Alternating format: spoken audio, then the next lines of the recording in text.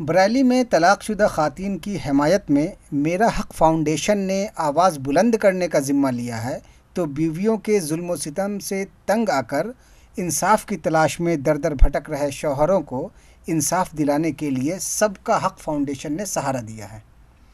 गुज़िश्ता दिनों संभल की रहने वाली रज़िया खातून ने अपने शौहर नूर मोहम्मद पर 3 तलाक देने, खुसूर के साथ हलाला कराने और जेठ व मामू पर जिनसी ज़्यादती करने का इल्ज़ाम लगाया था।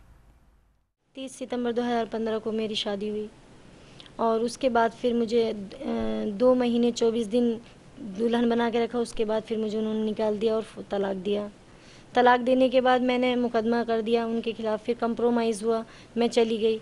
फिर मेरा हलाला हुआ। हलाला होने के बाद फिर मैंने 3 महीने 10 दिन की इद्दत की। उसी इद्दत के दौरान मेरे पति ने ज़बरदस्ती ये गलत काम किया, तो मैं प्रेग्नेंट रह गई। दबाव बनाया कि बच्चा गिराया जाए। फिर उसने 15 दिन मुझे कमरे में बंद रखा। मैंने पुलिस को मतलब सूचना दी। पुलिस के ज़रिए मैं निकल के आई और आज तक मैं अपनी माँ के ही घर रह रही हूँ। बरेली जोन के एडीजी प्रेम प्रकाश के एफआईआर का हुक्म देने के बाद मामला दर्ज हो गया था। अब रज़िया के शौहर ने सामने आने के बाद कहा है कि उसने रज़िया को तलाक दिया ही नहीं है, तो मेरे बाप के साथ रज़िया का हलाला कराने का सवाल ही पैदा नहीं होता। उसके बाद किसी ने 3 तलाक हलाले के नाम पर मुझ पर, मेरे मामू पर, मेरे पापा पर मौलवियों का नाम लेकर 376 में केस दर्ज 3 तलाक हलाले का, जो कि 3 तलाक कोई नहीं है मेरे साथ तो हलाले का मुकदमा किया। अगर ये कह कि मैंने इसके साथ गिरफ्तार किया हलाले में, तो ये उसके बाद इसने अपने एक वकील ने केस कर, उसके बाद पूरे शहर में टैक्स 3 तो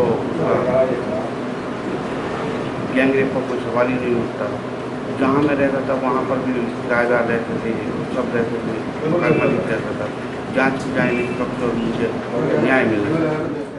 शौहर नूर मोहम्मद ने ये भी सवाल उठाया कि पहली बात खुसूर के साथ निकाह होने का कोई मतलब नहीं है, तो हलाला की बात खुद ब खुद खारिज हो जाती है, और अगर निकाह हुआ है तो उसके गवाह, काजी और निकाह पढ़ाने वाले मौलवी या आलिम भी इसके बराबर के मुल्ज़िम हैं। रज़िया के शौहर नूर मोहम्मद ने रज़िया के इल्ज़ामात को सवालों के घेरे में ला खड़ा किया है। बरेली से मुस्तफ़ीज़ खान की रिपोर्ट।